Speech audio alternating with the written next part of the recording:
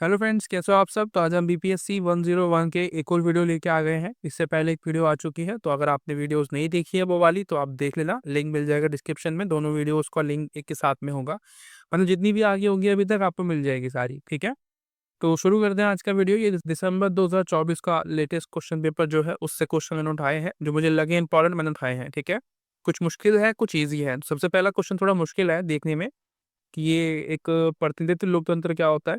ठीक है, और चुनावी व्यवस्था एक जो है उस पर निबंध लिखना है। ठीक है, प्रतिनिधि लोकतंत्र में चुनावी व्यवस्था। तो बेसिकली जो क्वेश्चन है वो चुनाव के ऊपर ही है, जो इलेक्शंस होते हैं ना उसके ऊपर है, क्योंकि लोकतंत्र तो हमारा चुनाव पे डिपेंड होता है ना। मतलब चुनाव जब तक नहीं होगा तो लोकतंत्र कैसे समझाएगा वो। आप मान के चलो, अब जैसे कि उत्तर कोरिया है, ठीक है, वहाँ पे जो जो कंट्री है वो एक तानाशाह देश है। उसमें लोकतंत्र में उसका कोई लोकतंत्र है ही नहीं। पहली बात, वो दिखाने की कोशिश जरूर करता होगा पर उसका लोकतंत्र है नहीं, क्योंकि लोग उसको वोट नहीं देते हैं। वो जबरदस्ती लोगों से वोट छीनता है। ठीक है, डरा के धमका के, जो भी तरीका है उसका तानाशाह है वो एक तरीके से। तो लोकतंत्र का तो मतलब ही नहीं है वहाँ पे। लोकतंत्र का मतलब होता है जहाँ पे लोग अपनी मर्जी से व्यक्ति को चुनता है। ठीक है, वोट दे के उसको लोकतंत्र कहते हैं। तो वही पूछ रहा है कि ये हमें लीडरशिप कैसे करता है, तो वो बताने की कोशिश यहाँ पे मैंने की है।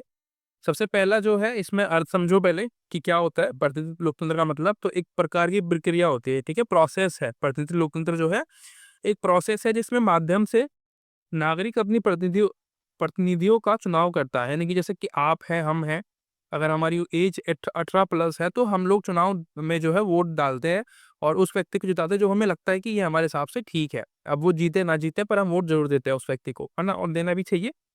या फिर अगर हमें कोई भी पसंद नहीं आता तो हम नोटा में डालते हैं उस वोट को। ठीक है, नोटा मतलब किसी और किसी को भी नहीं जाएगा वो वोट, मतलब खाली। उसके अलावा मुख्य रूप से प्रतिनिधित्व लोकतंत्र में दो प्रकार के चुनाव होते हैं। तो क्या, दो प्रकार के, दो टाइप्स ऑफ चुनाव आपको देखने को मिलते हैं। एक होता है बहुमत प्रणाली वाला, जो हमारे भारत में आपको फॉलो करने को देखने को मिलता है, यानी कि जिसके वोट ज्यादा आती है, फर्स्ट पास दी पोस्ट जो आता है ना, यानी कि जो सबसे पहले आएगा, मतलब 50+1 जो वोट लेके आएगा वो जीत जाएगा, अदरवाइज दूसरा वाला व्यक्ति हार जाता है। सो दूसरे में होता है अनुपात वाला। अनुपात मतलब रेशियो में आपको वोट देखने को मिलती है कि जितनी परसेंट सीट लेके आया है व्यक्ति, मतलब जितना वो उसको वोट मिली है। मान के चलो जैसे कि मैं इलेक्शन में खड़ा हुआ, मुझे वहाँ के जो लोग थे उनकी जनसंख्या 100%, ऐसे आप मान के चलो, उनमें से जो इलेक्शन में जो लोगों ने वोट डाले उसमें से 80% लोगों ने वोट डाले, बाकी 20 ने नहीं डाले। ऐसे ही होता है चुनाव में, सब नहीं डालते हैं। तो उसमें से जितना भी वोट मिले मुझे मुझे मिले 25%। ठीक है, तो उस 25% की सीट मुझे मिल जाएगी, मतलब 25% सीट मुझे, मेरा हक होगा उस सीट पे। जबकि बहुमत वाले में ऐसा नहीं होता है। बहुमत वाले में अगर मेरा वोट नहीं आए पूरे 50+1 नहीं आए तो मैं हार जाऊंगा। ठीक है, तो ये इसमें अलग अलग सिस्टम होता है, इसी का ये बताने की कोशिश कर रहा है आपको। तो सबसे पहले मैंने बताया है बहुमत प्रणाली वाला, जो मैं आपको बता रहा था कि जो इंडिया में फॉलो होता है, लेकिन जो ज्यादा वोट लेके आता है वो जीत जाता है। फर्स्ट पास द पोस्ट वाला सिस्टम होता है हमारे इंडिया में। ठीक है, 50+1 वाला। और एक होता है वैकल्पिक वोट। इसमें क्या होता है, मतदाता उम्मीदवार को वैधता के हिसाब से जो है वोट देता है, यानी कि मुझे कौन सा पहले रखना है। मतलब कि वहाँ पे कैंडिडेट्स होंगे कुछ, जैसे कि 2-3 कैंडिडेट्स होंगे, मोस्ट ऑफ द टाइम यही होता है, 3-4 ऐसे होता है। तो जैसे कि रैंक होती है, 1 हो गया, 2 हो गया, 3 हो गया। तो मुझे क्या है, मैं क्या करूंगा, मेरे पास 4 ऑप्शंस होते हैं, मतलब 4 मेरे पास विकल्प है, मतलब मैं चारों को बारी बारी से लगा सकता हूँ लाइन से। तो मैंने क्या किया, इसको मैंने पहले पे रखा, इसको मैंने सेकंड पे रखा और दूसरे वाले को मैंने तीसरे नंबर पे रखा। तो इसको बोलते हैं वैकल्पिक वोट। ऑप्शनल है मेरे पास, मतलब इन तीनों का मुझे वोट डालना है लेकिन वैरियता से।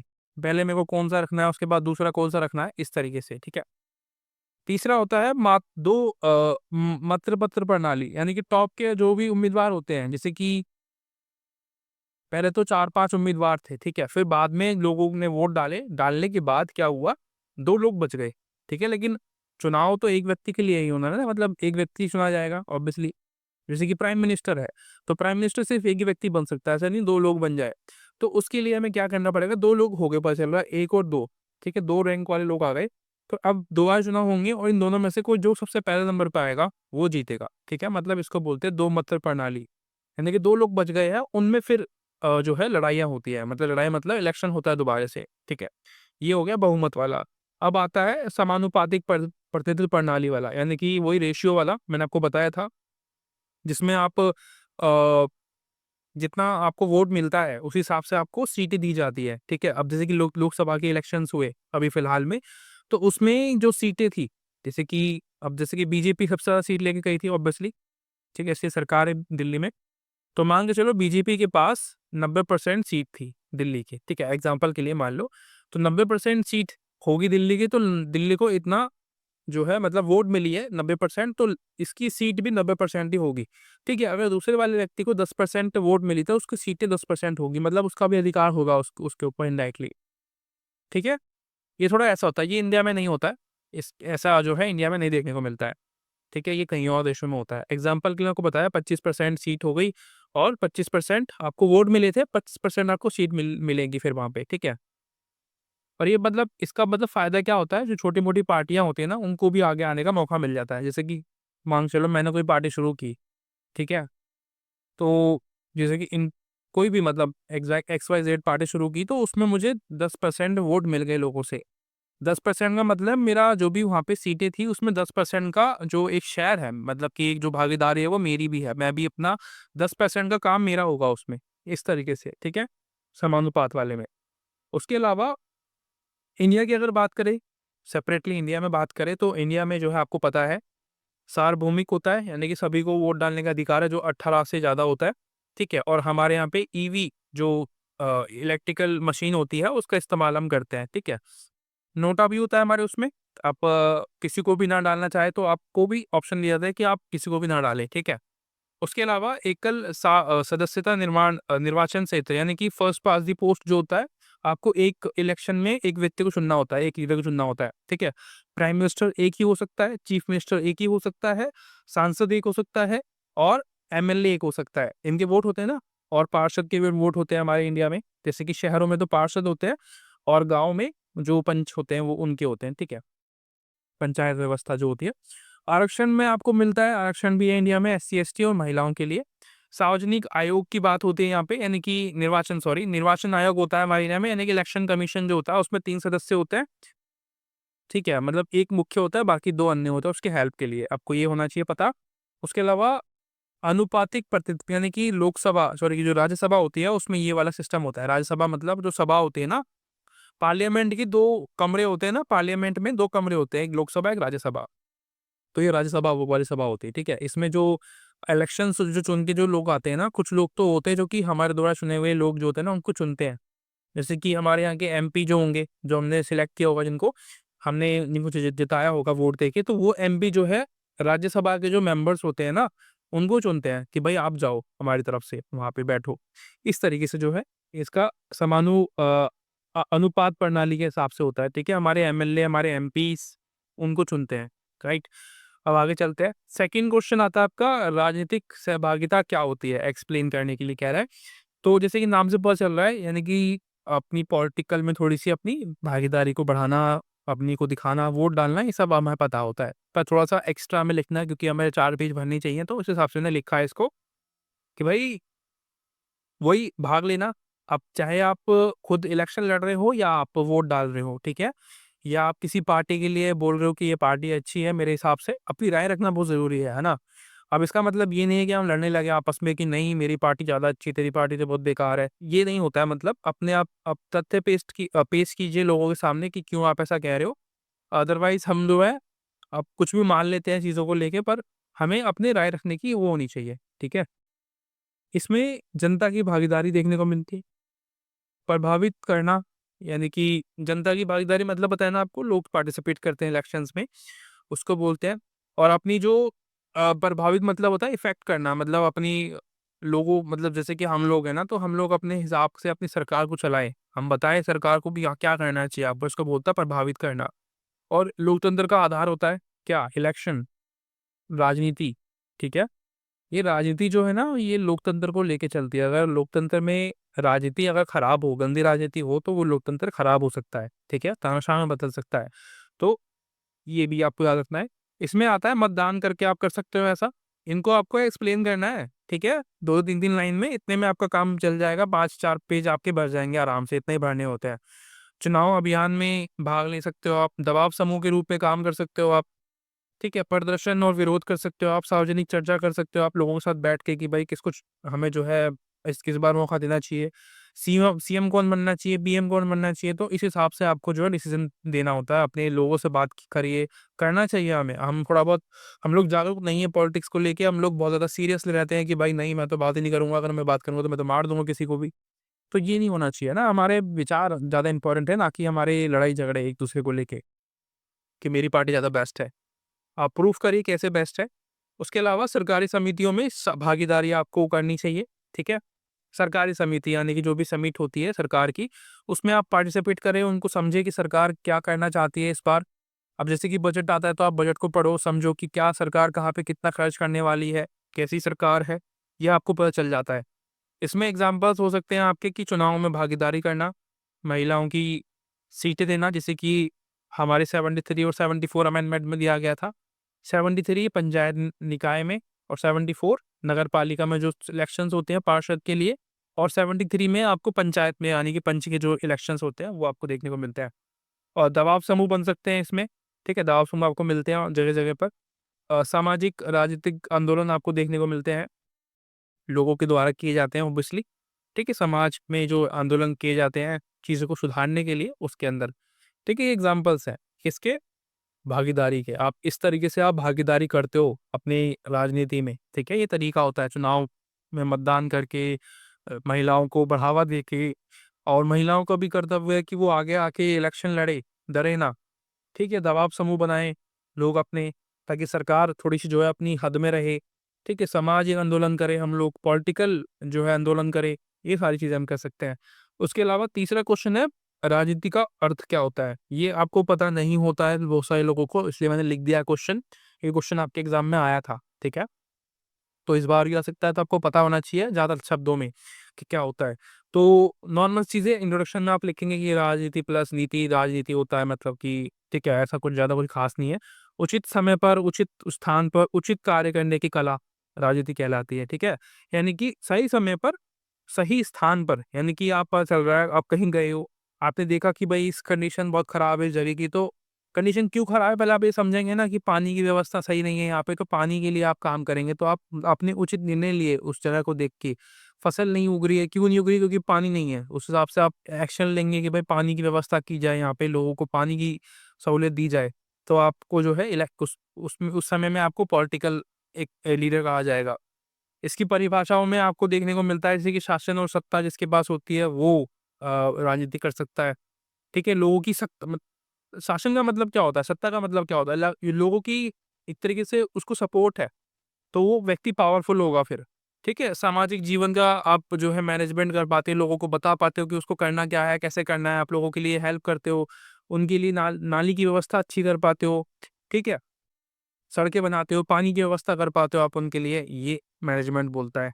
ठीक है इसको। और सार्वजनिक जीवन में जो है आपको सुधार देखने को मिलेगा तो आप पॉलिटिकल कहलाओगे। अगर आप जैसे कि मैं हूँ, अगर मैं अच्छा काम करूँगा लोगों के लिए, उनकी ज़िंदगी को अच्छा कर दूँगा, तो मैं कहलाऊँगा ना। आप बहुत सारे आप इंडिया में देखेंगे, बहुत सारे ऐसी स्लम कॉलोनियाँ हैं जो कि बहुत बुरी कंडीशंस में हैं।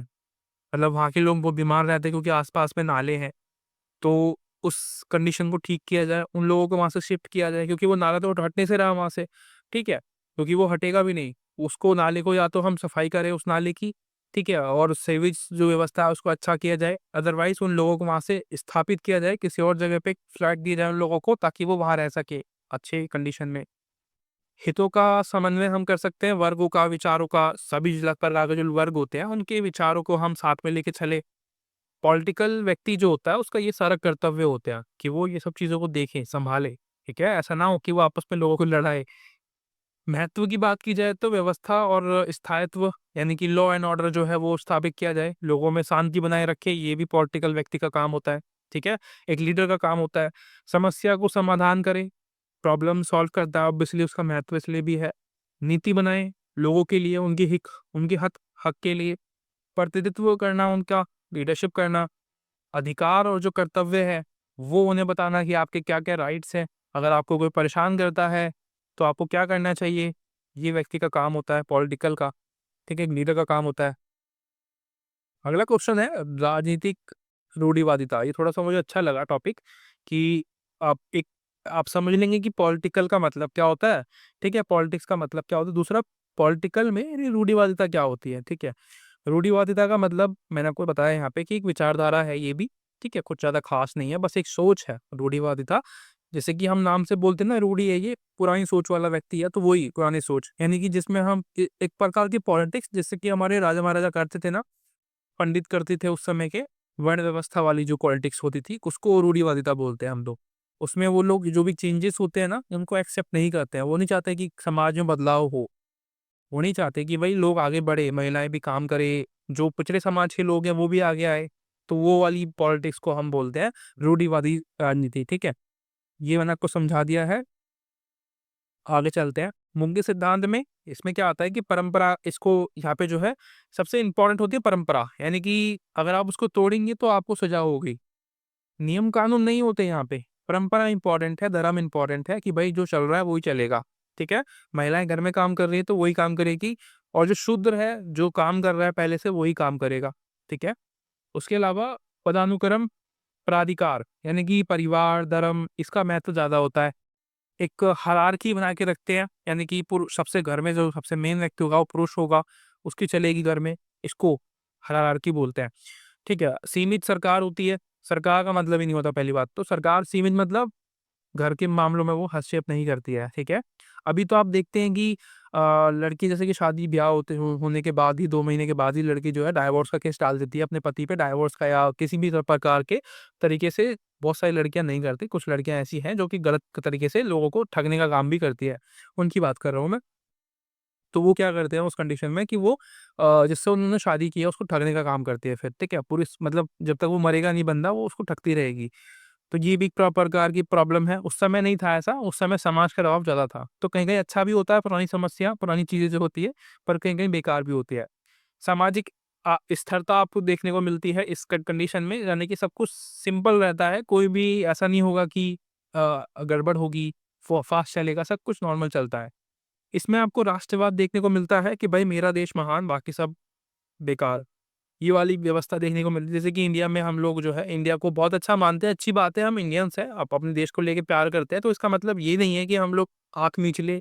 जो चीज़ें गलत भी है तो उनको हम बोलें कि नहीं ये सही है, सही है, सही चल रहा है और क्या होगा। तो कुछ चीज़ें कमियाँ हैं, ठीक है? हमारे सीवेज व्यवस्था अच्छी नहीं है। आप देखो बारिश हो रही है अभी फिलहाल में, जून-जुलाई में बारिश पड़ती है बहुत अच्छी इंडिया में। तो उस कंडीशन में आप दिल्ली में देखेंगे तो बहुत बुरा हाल हो जाता है, ठीक है? जगह-जगह पे पानी भर जाता है, इतना मतलब आप निकल नहीं सकते घर से, कीचड़ आ जाएगी बहुत ज़्यादा। गाद आ जाती है सड़कों पे, तो आप बहुत प्रॉब्लम वाली बात है ना?